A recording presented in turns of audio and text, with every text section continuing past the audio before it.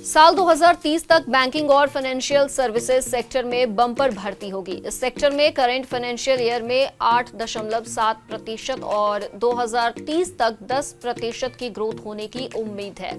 इससे करीब 2.5 lakh permanent jobs बनेगी। ये ग्रोथ छोटे शहरों टियर 2 और टियर 3 में बढ़ती डिमांड की वजह से है, जो पहले के मेट्रो सेंटर्ड हायरिंग से अलग है। एडेको इंडिया की एक रिपोर्ट के मुताबिक 2025 की पहली 6 माही में पिछले साल के मुकाबले हायरिंग में 27% की बढ़ोतरी हुई है। ये ग्रोथ फ्रंटलाइन, डिजिटल और कंप्लायंस जॉब्स में तेजी की वजह से है।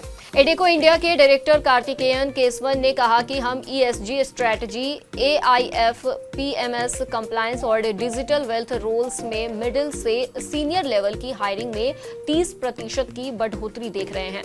ये ऐसे फील्ड्स हैं जो कुछ साल पहले इतने बड़े नहीं थे। बैंकिंग में टेक्नोलॉजी और कंप्लायंस बेस्ड हायरिंग में 9.75% की ग्रोथ हुई है। पब्लिक और प्राइवेट बैंक कोर बैंकिंग को मॉडर्न करने, क्लाउड बेस्ड सिस्टम्स, चैटबॉट्स और स्मूथ डिजिटल एप्स के लिए टैलेंटेड डिजिटल टीमें बना रहे हैं।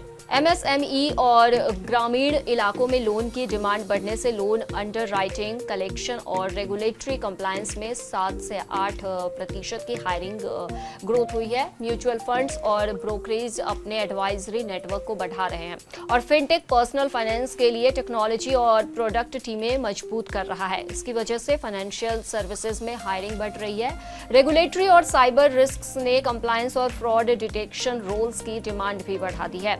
इंश्योरेंस सेक्टर में भी digital underwriters, AI based claim specialists, fraud detection analytics और डिजिटल असेसर्स जैसे रोल्स में 6 से 9% की हायरिंग ग्रोथ देखी गई है। रिपोर्ट के मुताबिक IRDAI के इंश्योरेंस को बढ़ावा देने और टेक्नोलॉजी बेस्ड प्रोसेस पर जोर देने की वजह से टेक्निकल और ट्रेडिशनल दोनों फील्ड्स में हर साल 5 से 7% की हायरिंग ग्रोथ हो रही है।